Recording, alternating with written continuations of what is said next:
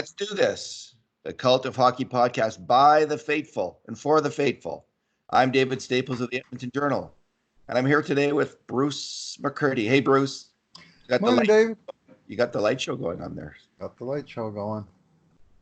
It's morning, but it's mighty dull and drear out there, as my mom would say. Good word, dreary, for today's weather conditions. Alrighty, Bruce. Usually we don't do this kind of thing until a little closer to trade deadline, but we've had this long break, so there's time to think into the past and into the future. So today we're going to look at the Edmonton Oilers at the coming trade deadline. I just wrote a post on it, so I'll throw up a podcast. This is something that's always on the minds of Oilers fans. Who are they? Who can the Oilers trade? What can they get? Lots of discussion around this, so I weighed in this morning, and I'd like to hear your thoughts on a number of these things. And the first question that comes up is, do you think the Oilers are going to make a major move at the trade deadline? So I'm saying a major move is not picking up a fourth line forward. It's not David Desharnais. That's right. Not a major move. So I define a major move as anything kind of above that. So a top. They're not picking up anyone on defense. We don't have to talk about that. So are they going to pick up a third line center or a first or second line winger? Those are the things. Those are the holes for sure, aren't they? What say you, Bruce McCurdy? I suspect Ken Holland will tinker, but I don't expect to see a big major shakeup by Holland. I don't think it's necessarily his style. And I don't think it's, I'm not sure that they see this year as the year to flat out go for it. So the question is, what assets do you have to give up? And unless you're talking about things like this year's first round draft choice, which is a very, very heavy price to pay, mostly you're tinkering, I think, around the edges. And you might get a depth scorer, or you might find a 4C out there if you trying to trade for a 3C, which the Oilers have needed since about 5 seconds after the Ryan Strome trade last year. I don't think they're going to be making it at the trade deadline because the price is going to be pretty dear. And when you think about it, I mean, third line center, how dear a price do you want to go for that player? But when we look at our sort of classic roster construction where we have the 12 core players, right? Six forwards plus a 3C plus 4 defensemen plus a starting goalie. That's kind of your template for a standard NHL team. You want to have solid players in all of those positions, and the Oilers are still down a couple at certainly in the forward ranks. I would say it's less apparent now than it was a month ago that the trade's going to happen. I mean, Kailer Yamamoto has come up, and so you need So that's a good place to start with those players that you mentioned, like the key players. So the 7 forwards, 4D, and a goalie, right? Mm-hmm. So when we look at that, the Oilers actually have that kind of in a weird, arguably have that in a way that they didn't have it. I wouldn't have argued they had it like 2 months ago. And that's because the checking line has finally worked out. They finally figured it out. Something that certain people on the Cult of Hockey had been mentioning for a long time. The Jujhar Khaira was not working out with Riley Sheahan. They were too slow, those two big guys, on together on a checking line. They moved Nygaard there, and suddenly they have a really functional checking line. So Riley Sheahan is not what everybody has in mind as a 3C. Optimum 3C. But if you have a 3C that can really play the tough minutes and get the job done, and that's what these guys have been doing the last 8 games when the Oilers have won 6 games. Then suddenly the pressing need to bring in a third line center as well. Do we really need to? And then in terms of a forward, I think another attacking winger is kind of an attractive option. But Kailer Yamamoto has made a huge difference. He's not moving out from the top 6, so it would be probably moving James Neal down the roster and, to a fourth line with, I guess, Chason and Haas. So they could do that. They could replace Neal. But Neal, I actually think, Bruce, in a playoff series, Hmm. Short playoff series, James Neal might be a heck of a forward. When he plays tough, when he cranks it up and plays tough, he's a heck of a forward still at even strength. Now he can't do that. He can only do that about 10 games a year at his, or he'll break down, I think. So he I think he paces himself, but when he does, Yeah. like he threw 10 hits against Toronto, right? Hmm. So I'm not sure that there's this crushing need to make a trade, but I do think, interestingly, the Oilers have some decent pieces to give up, depending on how their teams value them and depending on their needs. The Oilers can move a defenseman, kind of a gritty defenseman right now, and there's a lot of teams that need that kind of player. So let's go down the list of potential trades, potential pieces the Oilers could trade, and see what you think. Let's start with two players in the AHL, Marcus Granlund and Joel Persson. Do you think there's any market for those players in other NHL cities? Because the Oilers would clearly trade either of those guys. I'd say next to none. Marcus Granlund, I mean, I guess if you retained half his salary to bring him down to NHL minimum, he might have a minor appeal. But I mean, he didn't make the Oilers, and the Oilers started playing better after they sent him out, which is not exactly a good sign for the player. You know, I mean, they've been 6-1-1 since the day they shipped out Brandon Manning and Marcus Granlund, and brought up two younger guys. So for now, I have him categorized under Ken Holland off-season bargain signings that didn't work out. And you know, Holland's got a pretty good batting average there. I think he's got some decent players that have helped the Oilers, that are helping the Oilers currently. Marcus Granlund's not one of them. Joel Persson, you know, I I think that contract is between him and the Oilers. You know, like they gave him a year to get his rights. They gave him another year to bring him over, see what he can do, and they're still in the middle of that. Like I just can't see why another team would even want to go there. Especially, he keeps getting hurt, David. He got hurt in training camp. He got hurt during the season, and now he's hurt down in Bakersfield. And he's had 3 injuries over here, and that may well be the defining uh, thing that happens to him this year. That he or the team, they may just decide, nope, this North American style is a little bit too rugged for him. Maybe it's just bad luck, but so far it has not worked well for him. And frankly, the time that he did play in the NHL, he had impressive moments, but he sure didn't have many impressive games. And I can't see, he's about number 8 or 9 on the Oilers right now, right on their defense list, and I don't see a market for him really at all.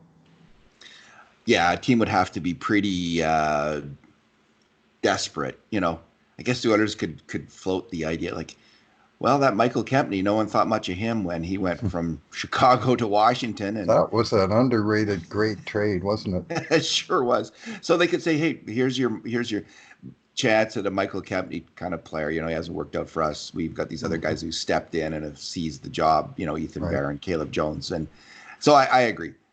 Unlikely that he would be moved. Like what I'm thinking is, if they were to move these guys, they might get like a 6th-round draft pick, and that's something. I mean, maybe they could get that for like if a team was really desperate for defensive depth due to injury mainly. Mm-hmm. I could see them moving on Persson. With Granlund, it would be a team that's absolutely getting slaughtered on the penalty kill and thinks, well, he's not bad. He's better than what we Well, got, and we could use him. So I could see, and Granlund's playing well at the AHL level. I was just going to say, he So looked real good this week in the 2 games I watched in Baker. yeah. So I don't think it's inconceivable that they could be moved. I don't think they have much value more than as I say, a sixth round draft pick. But let's say you're making a trade with a team that's really desperate defense, and you move a better defensive piece like William Lagesson or Matt Benning, and then you also throw in Persson. It's like then they're like kind of covering themselves in a more significant way. Okay, the next player on my list of the ones that hurt the least to part with, starting with Granlund and Persson. Sam Gagner, who's 30, he's a UFA this summer. He's paid $3.15 million, and my thought is, Bruce, like he's kind of a useful veteran player who could help in the playoffs. Possibly might even help the Oilers in the playoffs. He's a bit pricey, but if the Oilers need to open up cap space, he's someone that I don't think he has any real value because of his price. He's overpriced, but to open up cap space for the like he's almost a negative value, but the Oilers get that 100%. Cap space if they move him out. How do you see him? I see you could retain 50% of his cap and he'd still be overpriced for what he delivers at this point. I mean, this year he's played 24 games, so he's been a bit player. He's played time in the AHL. He's spent a lot of time in the press box. 2 goals, 7 assists, 9 points, -7, 6 PIM. Like, there's no real one aspect to his game. 42% on the dot. Like, you could say, well, he could help some teams' power play, and that's probably so. Like he helped Columbus' power play, Vancouver's, I think, at times. But the only way, to me, Gagner fits in a trade is if Oilers are taking on an expensive player and they have to shed cap room for him. Yeah.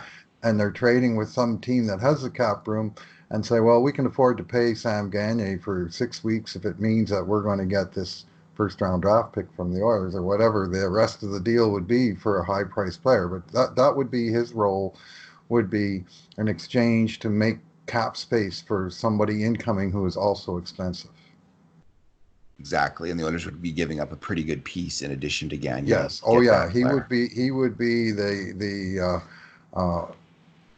a net negative on the trade. That we have to move this salary to make room for the guy we're getting, so we're going to have to sweeten the pot even that much more with you, whatever team, whatever the deal might be. But that would be his role in a trade deadline trade. I don't see him getting traded just as a hockey trade. Okay, now we're going to move on to some players who might have a bit more value for other teams and might be pieces that they want. And we'll start with 2 players who are 23 and 25, William Lagesson and Jujhar Khaira. Khaira has 1 more year at $1.2 million. Lagesson is an RFA this coming summer. Lagesson, after this year, if the Oilers keep him, they can no longer send him to Bakersfield without putting him on waivers.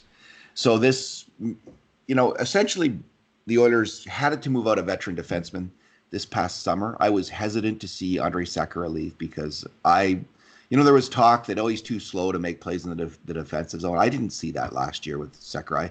I actually saw a defenseman who was playing strong hockey in a third pairing role and maybe with more time to recover could play better than that. And that's exactly what's happened in Dallas. Good for Andrej Sekera. I'm really glad. I really admire him as his Big game. Fan. So, but Bruce, I think weighing everything, and at the time I didn't want to see him go, but they needed to make room. And so there was this competition between Lagesson, Bear, and Caleb Jones, essentially, and Joel Persson for 1 or 2 jobs. And in the end, Caleb Jones and Ethan Bear won out, and Lagesson and Persson are on the outside. Lagesson could still be kept around, I think, next year as a 7th D-man. But 100%. he's a very good piece in a trade because he's young, he's cheap, and he can play. He can play in a third pairing role, and he's tough. So if you need toughness, Lagesson's your guy, and I would say something similar about Khaira. If you need toughness, Khaira might be a bit overpriced. He's probably overpriced. But if you need toughness, if you're desperate for it, and some teams are, we saw this last year with Milan Lucic in Calgary. Some teams are willing to do some crazy shit to get toughness. And so Khaira and Lagesson fit that bill, and they can both play a bit. What do you think? Well, Lagesson, to me, he's a future. Like, if you're trading him, you're not trading him for a team that's going to put him in the lineup and use him in the playoffs.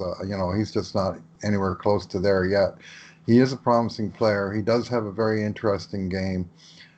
He's a high event guy. He makes mistakes, but boy, does he make good plays. I mean, he breaks cycles, and he shows up in interesting places in the offensive zone, and he has a wicked wrist shot. So he's a more of an offensive threat than you would think. But he would be a future piece to some team that's looking to build a little bit. Jujar Kara is more a guy you could see him playing in the NHL, or whatever team he went to, just going straight on their NHL roster. I mean, he would have to with a being uh, in his now his third contract. He's not a demotable kind of player, and I think if the Oilers did demote him, someone would try and claim him, frankly, because there's lots to like in the player in terms of his size, his physicality, his ability on the penalty killing. But those of us who see him on an everyday basis are seriously frustrated by the lack of consistency in this guy.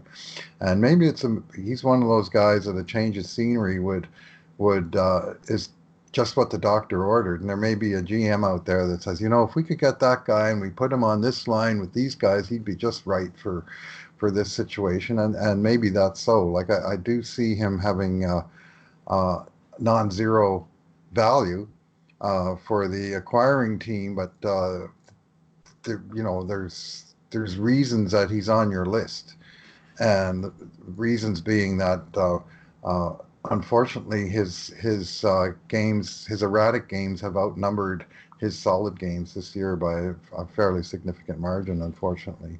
Yeah, he didn't work out on this checking line on the Oilers, but he could work out on a checking line. He just needs to be with two fast players. Like, I don't think he was too similar to Sheahan, and there just wasn't enough speed there between them to get the job done. But if he was with two speedy checkers on a team that needed toughness, yeah, that might make sense for someone. So if I want to ask you, I think if Lagesson were put on waivers now, he may or may not be claimed. There's a reluctance to claim players. So I think he probably would be, but he might not be. So I don't think he's got a ton of value. I think if he was traded, maybe a 5th round pick for Lagesson, maybe a 4th round pick would be the highest you'd get. 5th, I think 5th. Mm-hmm. And for Kara, if he was just traded straight up for a draft pick, could you get a 3rd round draft pick for Kara? Well, and if so, I mean, you're not even recouping what you paid for these guys originally. I mean, the Oilers spent a 5th round or 3rd round pick on Kara and a 4th round pick on Lagesson originally, and spent years developing these guys to this point, and to just trade them to get the same pick and begin the cycle, 6 or 8 years later, doesn't really feel like a win now, does it? And these are for guys. Go ahead. If you could get a 3rd for Kara, you wouldn't do that? I'm just saying it doesn't feel like a win. I would consider it, just because they're going to lose their 3rd round pick this year to Calgary. And one thing the Oilers haven't had in the last few years is enough draft choices. They seem to wind up trading more than they get in. And one thing Ken Holland has shown in certainly recent years in Detroit is his willingness to give players up for draft picks. That said, Detroit wasn't in the hunt, and Edmonton is in the hunt. So that's why I think he's going to play it pretty cool this year. Yeah, I'm not that concerned about where they were drafted originally, Bruce. Right. Like, that doesn't. I'm just concerned. Like, what is the best move now? And if you could get a 3rd round pick for Jujar Kara, I'd do it tomorrow. Like, I'd do it today. I'd do it like now. So and Lagesson, again, I actually think he might be undervalued in the market because other teams probably aren't as aware of him as the Oilers are. I think I like him as a 7th D man next year. I do actually. Too. So I'm in the Brandon Manning role, but I have a guy that can actually play and develop, and because he's spent now, will have spent basically 2 full years in the AHL, and he's close. I mean, we can see that he's close. That said, he did get 2 games on his most recent call up, and he was heavily sheltered and didn't overwhelm with a positive impression in either game. But I mean, you got to give those guys a little bit of time to feel comfortable and really start showing their A game. But I like the player. I wouldn't give up on him. Let's put it that way. Like Jujar Kara, I can understand the rationale of saying, okay, enough. Let's trade him for a pick and see if we can just improve from within at his position. But Lagesson doesn't really have a position that needs improving on, other than he represents a position of depth within the organization. But I just can't see that there'd be value given for Lagesson at this point. I'd rather he establish that value in the NHL, and then if they decide, no, we can't keep all of these young guys, we've got to move one, well, at least then they're dealing from a little bit more of a position of strength more established player. Okay, let's move on to Matt Benning, who's a really interesting player to talk about because Is he ever? Bruce, listen, I'm convinced at this point, and things might change by the end of the year, but I'm convinced the owners need to make room for Evan Bouchard on the roster next year. And so this means, I think, so they have Benning, Russell, and Larson, and one or two of those players must be moved out in order to make room for Evan Bouchard. That's the facts of life here. So who's it going to be? And I really like Chris Russell's game. I know you do. I like Adam Larson's game even more. I know you I like do. it, like the way Adam Larson's playing right now. I like it a ton. Matt Benning, unlike those two, he's never shown that he can get the job done, or rarely shown. He's never shown that he can consistently get the job done in a top four role. He's got an injury history. He's going to be expensive to qualify at $2 million a year, whatever it's going to be, 2.1. I'm not exactly sure how that works, but what is it? What they have to raise it by? How much? 15%? I think at his pay grade that he is now, they just have to offer him the same money. Oh, really? It's when it's below. It's when right around 1 million, you got to offer 5%, and if it's down around 700,000, you have to offer 10%. Once you start getting into the millions range, you just have to. The qualifying offer is just a flat same. So let's call it 2 million. It's close enough, and which is half of the cap hit of Chris Russell and Adam Larson, who are both $4 million players and being paid like top four, whereas Matt Benning, you say he's not established himself as a top four. Well, he hasn't been paid like a top four at any point either. So I like Benning, and I think he's perfect in the third pairing role. I wish he was, a little bit like 1.5 million would have been a real nice signing by Chiarelli. 1.9 was, for where he was in the career curve of reimbursement curve. Let's call it that. He was, they could have driven a harder bargain, and he didn't really have a whole lot of space to go. But anyway, they got what they got. It's very unfortunate about the concussions. I mean, that's unknowable. One more hit to the head and he could be done. This is one of those things. But that said, one hit of the wrong sort and any player could be done. We've seen that with our number 97 here that we're going to be watching later today. But I would not move Benning unless you're getting a real solid piece back. Like last year, they were talking about trading Benning for Connor Brown when Toronto was saying, well, we need a right defenseman. We got too many forwards. That's a good trade. That's a hockey trade.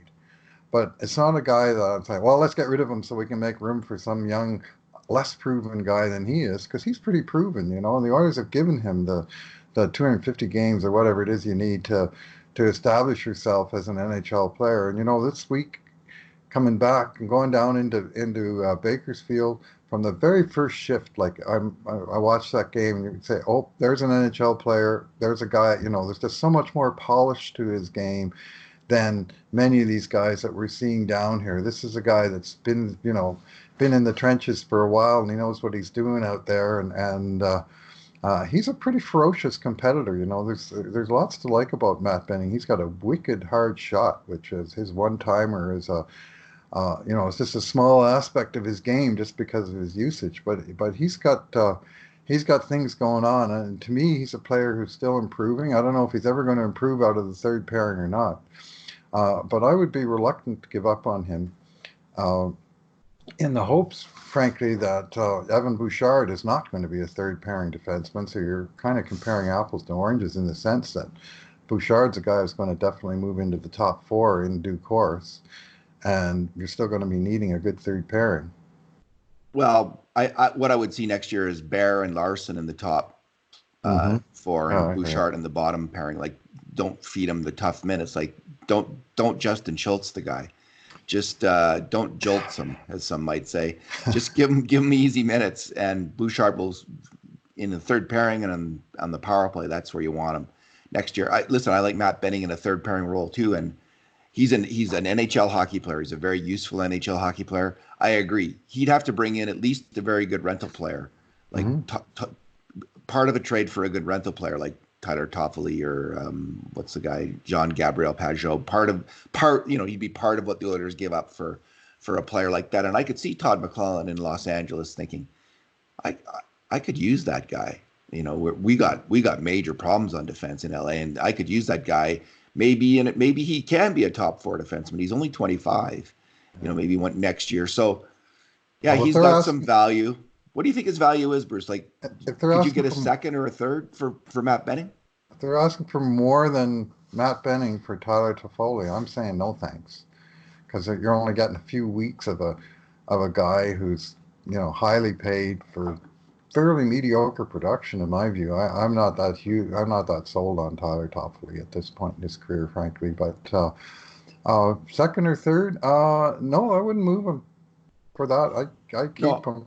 I'm not trying to say you should trade him for that. I'm just trying to establish a theoretical value in draft picks for a player. Like, is he worth a first? Is he worth a second? Is he worth a third or a fourth? First, yeah, no, he's not worth. He's more in the second range. Yeah.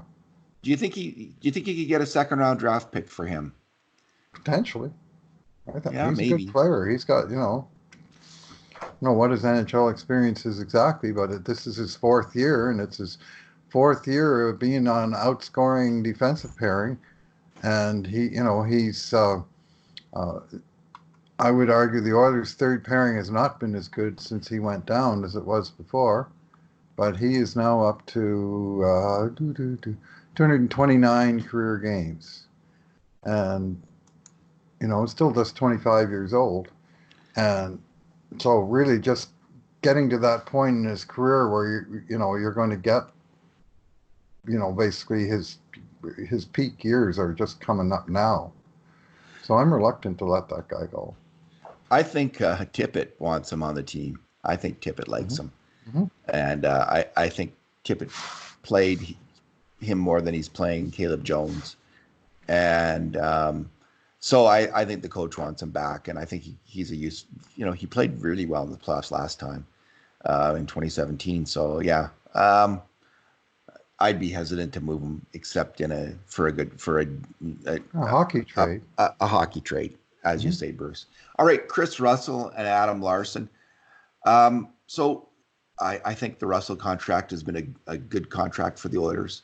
Nonetheless, they got to make room for Bouchard, and Russell has, I think, a 15-player trade list for next year.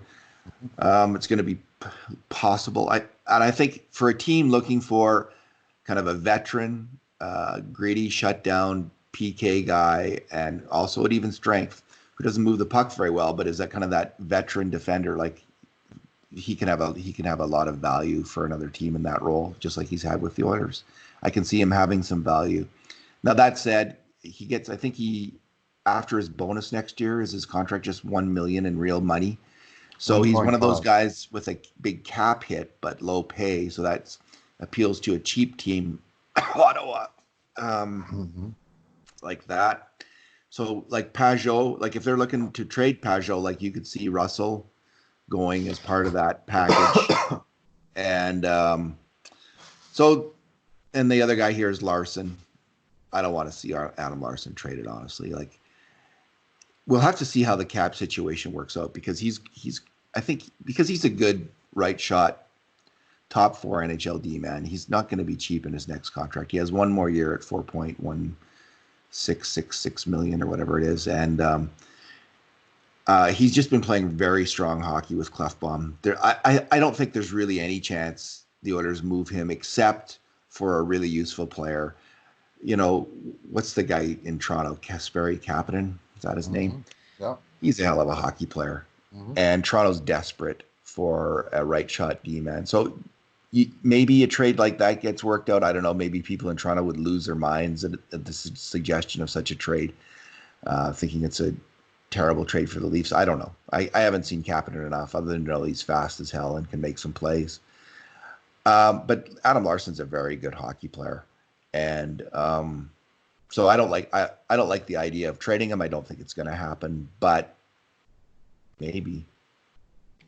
Yeah, well, if we're talking about specifically for the trade deadline, I'm thinking there's close to zero chance the Oilers will move either Chris Russell or Adam Larson.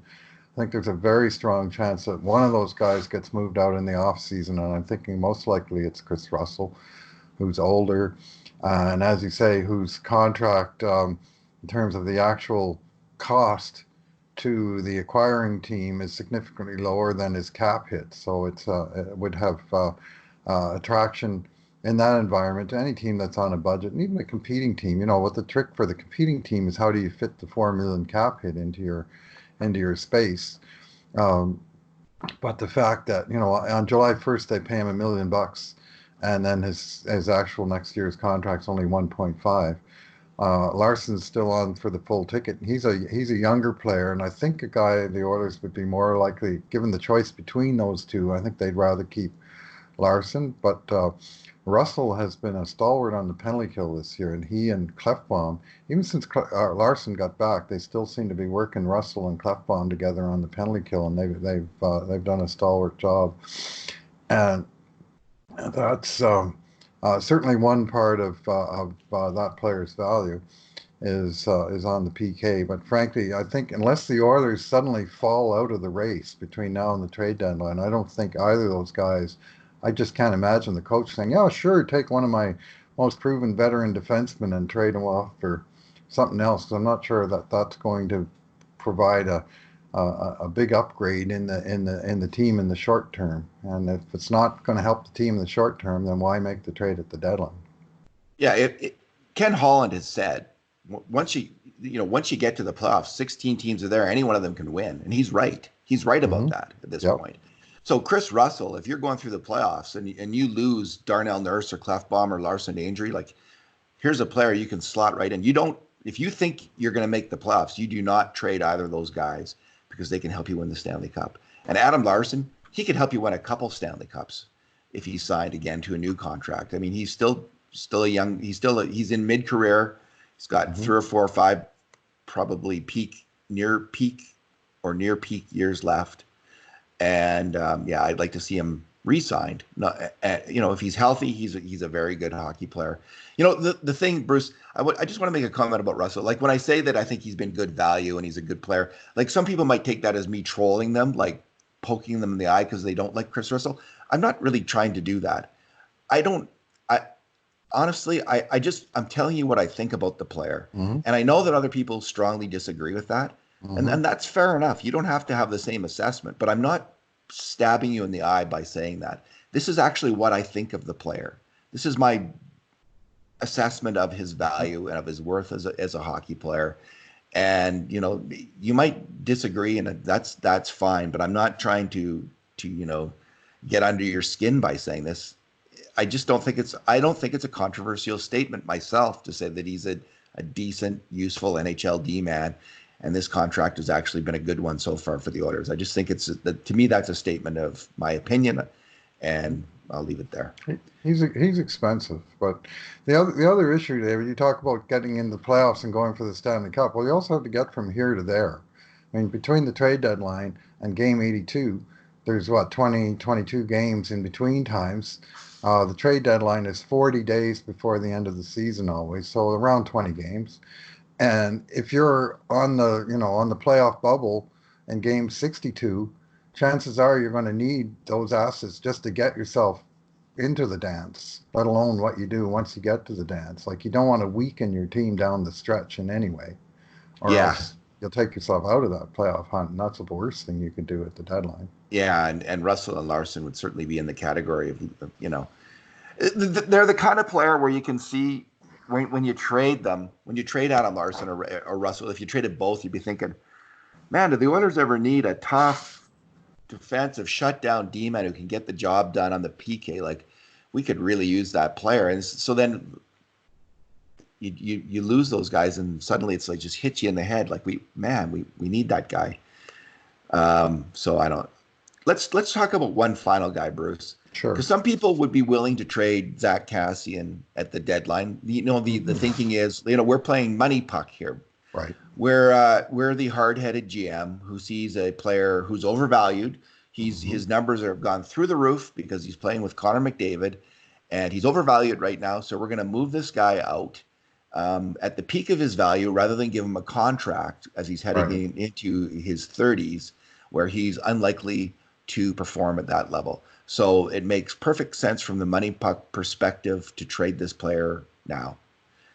Go, Bruce. What do you say? Do you What are you agree or trading him disagree? for? Are you trading for futures, or are you making a hockey trade? Like typically, the team that wants the player like that is the team that's loading up for the playoffs, and they're going to say, "Okay, we'll give you, prospect B and draft choice C and whatever for the guy." And that doesn't help the Oilers in the short I term. I mean, guess, to me, in the short term, the Oilers are smarter, almost to keep the player for the rest of the season and let him walk, as opposed to because they're so on the cusp of where they are. But I don't think they're going to let him walk. And I think we're kind of tilting at windmills to other than that's been the discussion all year. It's the discussion every year about every player who's on an expiring contract is going to be UFA. Well, we don't want to lose him for nothing. What can we get for him at the deadline? But I think it's pretty close to a moot point. Zack Kassian, in fact, I wouldn't be surprised if he's actually signed before the deadline. And yeah, we'll have lots to talk about the contract, I'm sure. But just the current circumstances, I'd be shocked if they traded him now. I don't know what the money puck guys. That's a good question for them. The guys who want to trade Cassian, the people, the men and women, I Let's should see say, who where. want to trade Cassian. What are you talking about? Are you talking about draft picks or a player right now? Mhm. I guess, and that's a really important question because the money puck would be to trade him for draft picks, I guess, for Nope. futures, and um, that's madness to me when you have a chance to win the Stanley Cup and he's performing like if someone could say if you could replicate the Zack Kassian season for sure for the next 4 years, Oh, big tough power forward who's Bruce. I think he's like the last time I looked, he's in even strength scoring for NHL forwards. He's 48th or it was hmm, something like 45th, 44th. He's yeah. 44th. He's in there. Right. First line He's around scoring William mates. Absolutely. Nylander level Mhm. of even strength scoring right now. What is that player worth? Like how much if you could get that season for the next 4 years?